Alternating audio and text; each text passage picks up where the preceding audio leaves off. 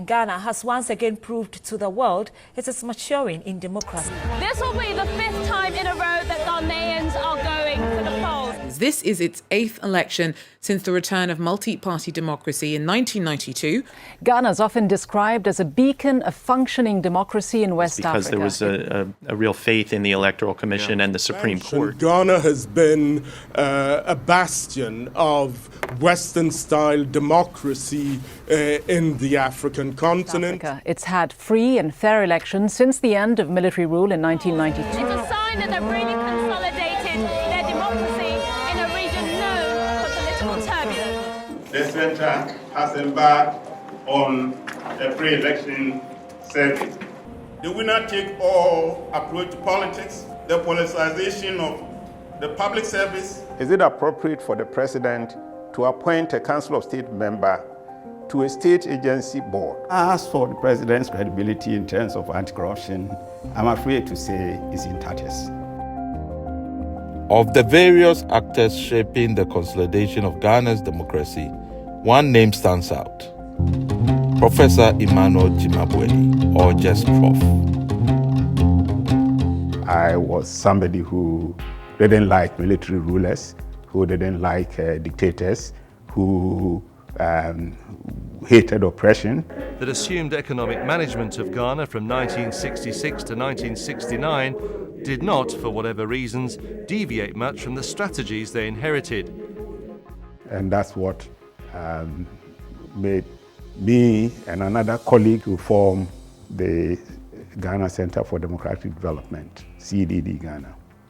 We're going to save Ghana, we're going to ensure election transparency, we're going to do anti-corruption. But not just CDD, even at that time. He was almost setting up multiple organizations, if you think about it, that he was setting up CDD, he was setting up the Ghana Integrity Initiative, and even the Ghana Anti-Corruption Coalition around the same time. But he was definitely optimistic that it would end well. Initially, I wasn't so sure. I think it's quite an incredible story. You have to first recognize the background to our work.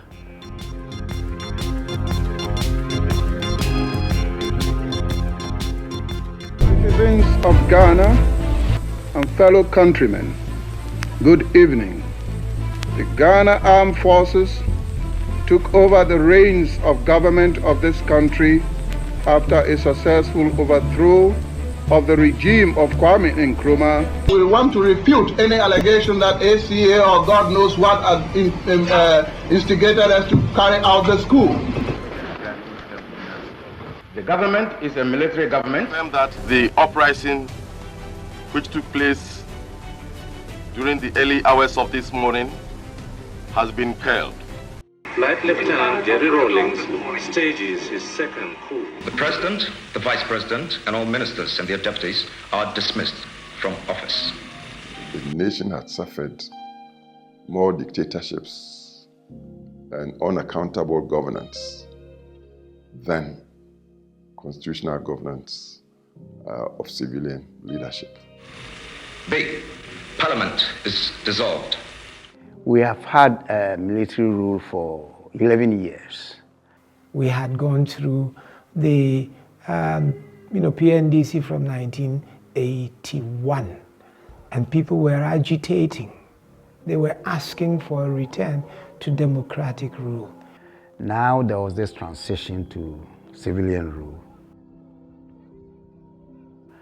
And the one who was the military leader transformed into a civilian leader.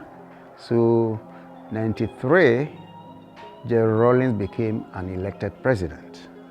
I will bear true faith and allegiance to the Republic of Ghana. Rawlings, who was the 10 years military head of state, had won elections, was still the head of state. I think that most people were still suspicious of Jerry Rawlings and what he would do. None of us was sure that this democracy was going to endure.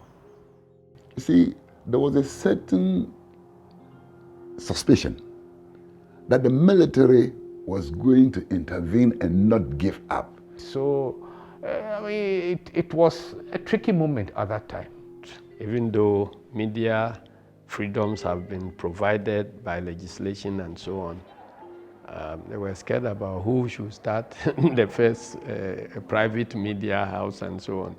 And so I'm following all of this and wondering when was going to happen to Ghana. We set up the center in '98, with still Rawlings being the president in charge of the country. What was missing, in my view, was research-grounded, data-driven advocacy. Here was a think tank that was going to engage with the very issues of democracy and of governance. They brought fresh air into the atmosphere. They offered opportunity for debate which informed the options that were available to us. We needed institutes like CDD to expose the shortfalls of governance for the general public to also get to read between the lines. As an investigative journalist, you're actually trying to expose what people were trying to hide. People had a lot of respect for them. So you had Supreme Court judges, retired judges, senior military officers, retired senior military officers, religious leaders, people that we hold in very high esteem in Ghana who would respond to an invitation from Prof. Jima and his colleagues. We basically demonstrated research excellence. We demonstrated a certain capability and can-do which people had not really seen before. Every project we initiated was preceded with a research. So our advocacy was always based on the research findings. And it also persuaded the donors that we were worth funding. Very exciting, the two of us working together. We underestimate the amount of work that Professor Jima and Dr. Bafo Adjumandua put into this. At the time I was so afraid, it was in 2000, whether Rawlings will hand over.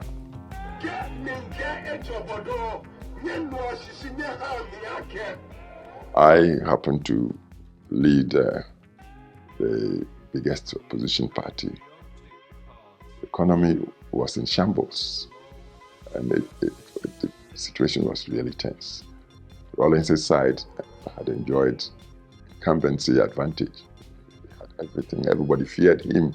They had quite some apprehension, thinking that, the military are going to do all they can to perpetrate Rawlings and his teachings and whatnot. The trajectory of Ghana's democracy was hugely uncertain. Nobody knew. We'd never done this before. We had never moved by ballot box from a government to another. None of this had been done before. There is that, anxiety about what is the post-Rawlings era going to look like.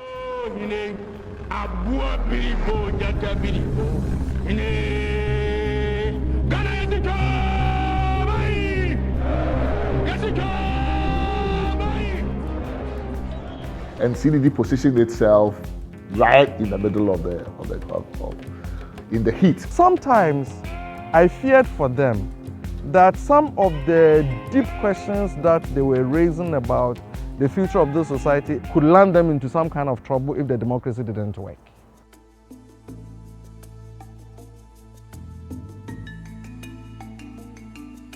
I further solemnly swear that should I at any time break this oath of office, I shall submit myself.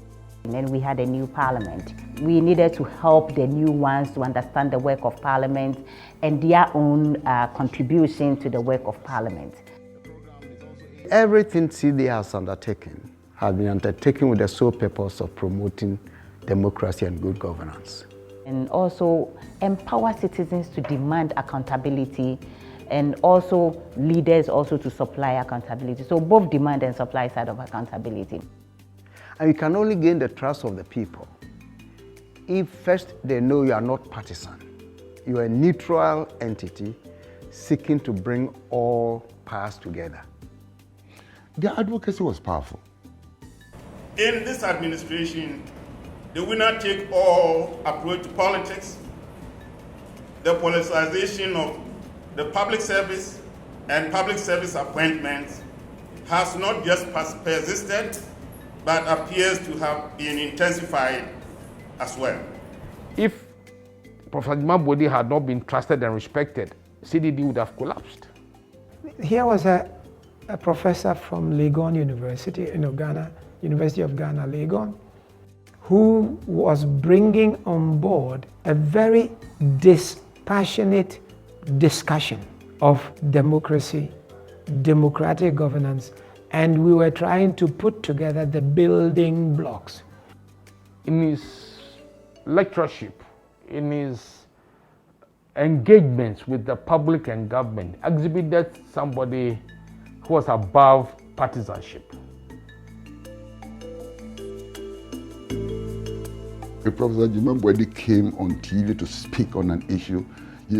He spoke as a scholar, he spoke as someone who knew what he was talking about.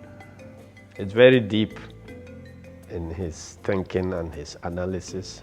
He's very courageous when it comes to expressing an opinion he feels strongly about.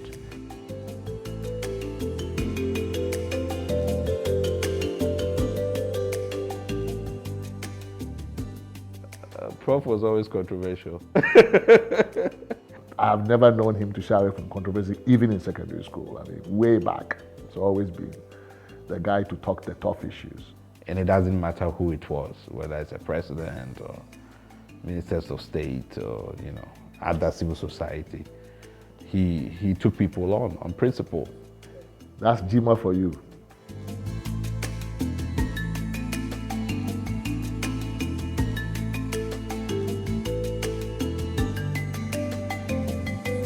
I was born in a small village called Abrim in the eastern region, the forest zone of Ghana.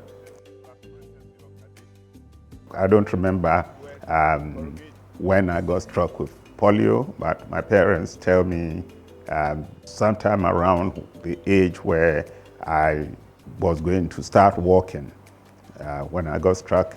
So all I know is by the time I had consciousness, I had a leg disability, and so my earliest memories will be learning to walk by holding a plank. And I can never say I'm lonely, because if I want company, I know that I have to organize company. No hard. Oh, can I Translation meaning, I was paralyzed.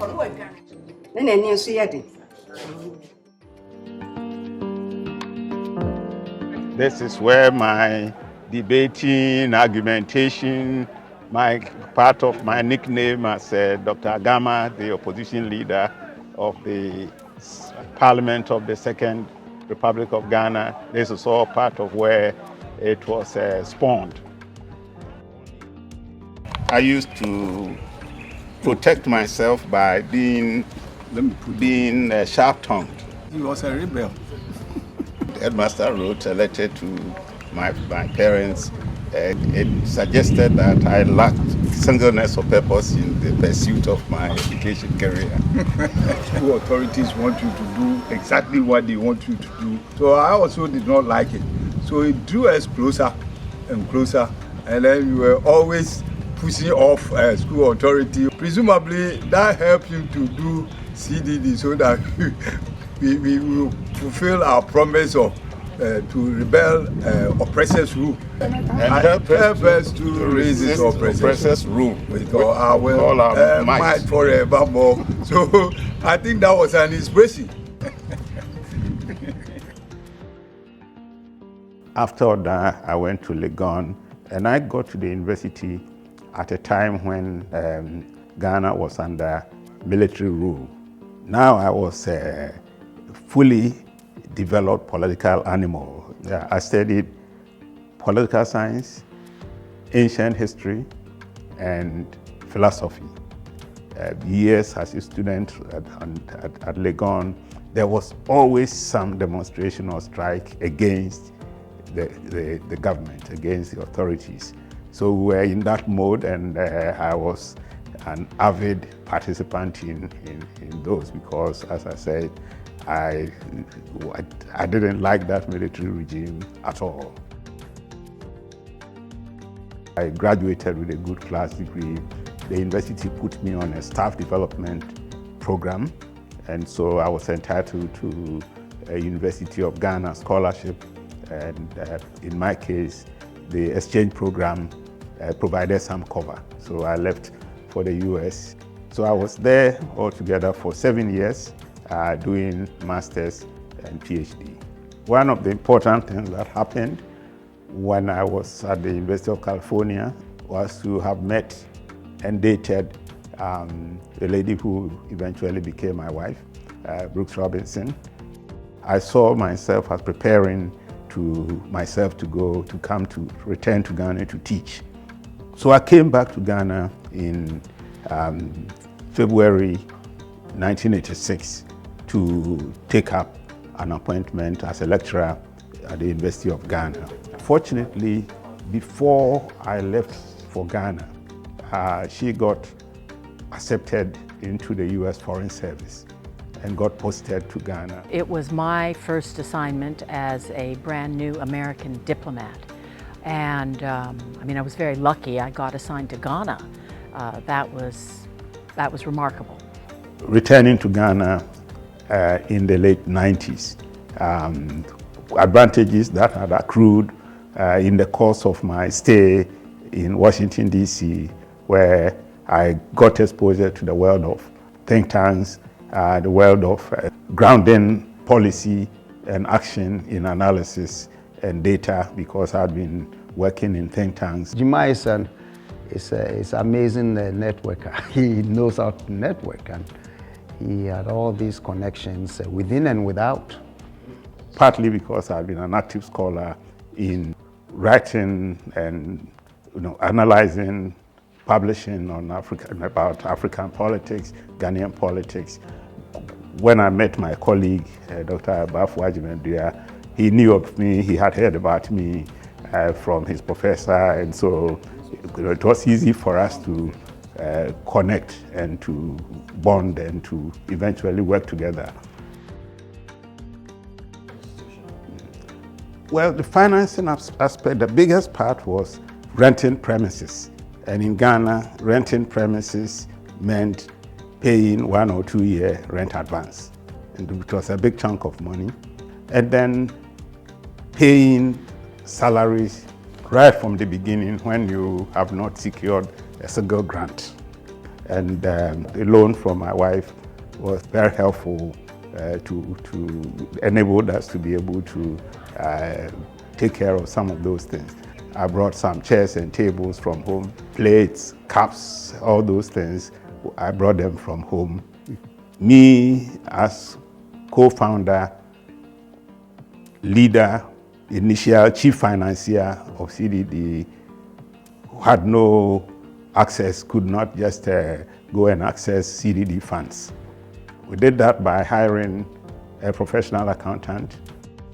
We also took a decision to make KPMG our external auditor. At that time, that was also unheard of. Jima was more tied to the research section, supervising the research and other things, and also making some very important contacts that we needed to make. And I was more also on the implementation kind of stuff. I used to joke that Jima has the brain to think and do all the big things, but I have the legs to go around and get things done. One of the key things is Professor Jima's ability to build an intergenerational team. Jima has this facility with people that goes way, way back. He's a scout in a good way, like a scout who scouts, food talent. I was several years his junior, and as I observed while we were in advanced secondary school, he had friends almost in every class. And he has that in him, where he's able to identify somebody has talent and has to be pushed to their, to see their full potential. He's not intimidated or scared of letting them take on roles. When we started, it was mainly that. He was able to see and pull in all of the people he thought could be on that ship with him. We started with a very strong team of individuals who really were very committed. And that's what it's been. That's what took CDD to become what it is. It took people who had ideas.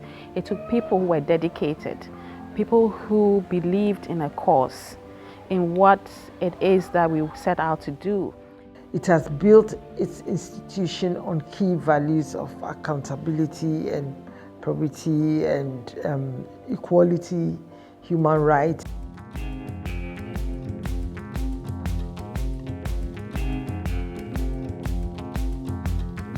There were instances when CDD would do its research on governance that it became a target for political parties. Anytime these reports come out, the political party that felt like it's been cornered, just to put it politely, they will contest the research methods you use, your bias in the interpretation. They will find reasons to reject those parts that go against them, and vice versa. A lot of the time we were seen as, an opposition party because, CDD was trying to do what, opposition parties will usually do in a democracy. There are a couple of times that we disagreed on some very important subjects publicly in the media. When Rawlings' party, which had initially refused to cooperate with the CDD, was in opposition after 2000, they used the platforms of CDD to force us against the government. But it all shows that CDD has held its place and held itself as an institution that is advancing democracy in Ghana. They realized that the man was only doing his job.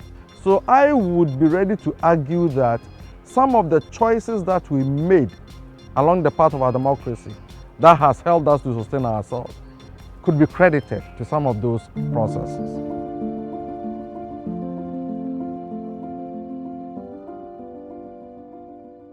As for the president's credibility in terms of anti-corruption, I'm afraid to say it's in tatters. He's a fearless anti-corruption campaigner. And he helped to organize the anti-corruption architecture for Ghana. Corruption Watch has uncovered that some officials allegedly manipulated a number of contracts awarded as the Environmental Protection Agency in recent years. He has written articles and papers on very sensitive and important subjects, particularly corruption. His works are like a standard for all other people. We held a National Integrity Workshop back in 1999, and then eventually led to the founding of the Ghana Integrity Initiative, which is the Transparency International Chapter Ghana.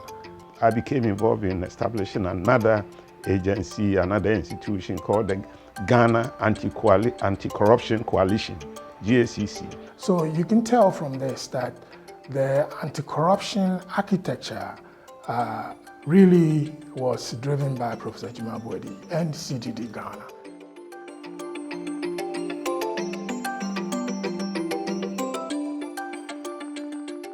Now I have a big announcement for you. CDD have completed their Afrobarometer report. It's going to be released tomorrow morning. Now, basically, the question we ask is, how many of the following do you think are involved in corruption? According also to the survey, 65% of Ghanaians trust the Ghana Armed Forces far more than the president. The Afrobarometer was set up by CDD to virtually mark the performance of governments. And that was something. Moving with this agenda of well-executed, scientifically reliable and credible opinion polling, we got enough funding to be able to initiate the first survey in 12 countries in 1999. When Africa started becoming more and more democratic from the 1990s, the Afrobarometer was formed for that purpose, to make sure that people's voices are part of the process. The Afrobarometer report was released earlier in Kenya by Professor Emmanuel Jima Boadi, who is the executive director of Afrobarometer, and he joins us live now from the Kenyan capital, Nairobi. We saw the transition from the Rawlings regime to the Kufuor regime in 2000. We needed observers like CDD to keep on checking, reporting on us. Bringing people's voices into the democratic process is one of the key tenets of democracy, because, I mean, democracy is a government that has to be for the people and by the people. Anytime we release the results, I would hear, those who were in opposition now complaining that, why the results are against us. What the figures also suggest is that Parliament is even less popular than the presidency. But to say that the institution itself as a whole is manifestly so corrupt that it can be rated as a third, respectfully. What do you think fits into that perception? Afrobarometer in 35 countries or 37 countries now. That's just another incredible story, and it's known for its quality public opinion survey. Ladies and gentlemen, I am pleased to announce to deploy approximately 8,000 of our members in all 275 constituencies in the 10 regions of Ghana. Cordio is another creative element of CDD. And its job is to serve as citizen watchdogs over the election processes. We have a checklist that is guiding the work that they are doing. But we're able to see exactly what they have been able to observe. I'm supposed to observe to see whether those people are coming in to check whether their names are in there. Cordio has perfected the use of parallel vote tabulation, where Cordio establishes a framework for collating the votes that have been counted at selected polling stations, capturing statistically what the presidential election outcome should be. In our attempt to bring electoral peace, in our attempt to get all parties to accept the outcomes of elections, that has been very critical. Almost all the things I did that led to the establishment of these other institutions were done, first of all, they were complementary to the work of CDD. Just that each of them had some kind of a focus.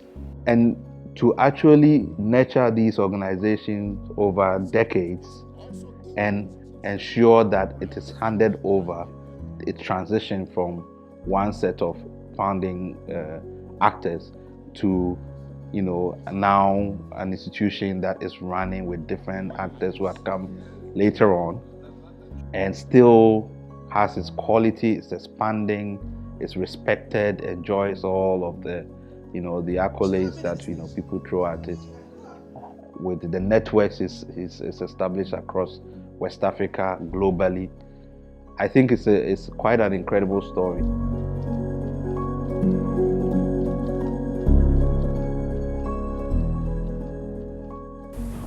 It was at the first waters that they started to maltreat and beat, and all sorts of maltreatment was meted to us. What happened at the police headquarters when you were brought down from Shires? Prof's contribution to democratic consolidation goes way beyond the organizations he helped found. As Ghana made the transition from military to civilian rule in 1992, he helped drive the National Reconciliation Commission's work. Well, thank you very much, Mr. Haka. You may retire now. Thank you. And now has played the catalytic role in bringing together and hosting a West African network for democratic solidarity, the WADEMOS network. And that is a huge contribution to democratic development throughout West Africa. So now CDD-Ghana also plays increasingly a regional role. And CDD-Ghana now is a magnet. It's a venue for training, for research, for study, for advocacy. He's leaving a fantastic legacy for the generations to come. So I respect him a lot. He's the type the state should honor.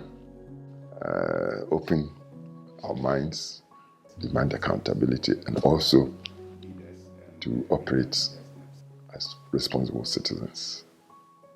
CDD continues to push without fear of recrimination, without being intimidated, important conversations about what we ought to do if we want to be a quality democracy in Ghana. So here you have a situation where the bill says merely because you say you are gay, merely because you hold yourself out as a gay person, that itself is criminal. We don't call ourselves democratic development for nothing. Center for Democratic Development. What we want is development. We really want the development.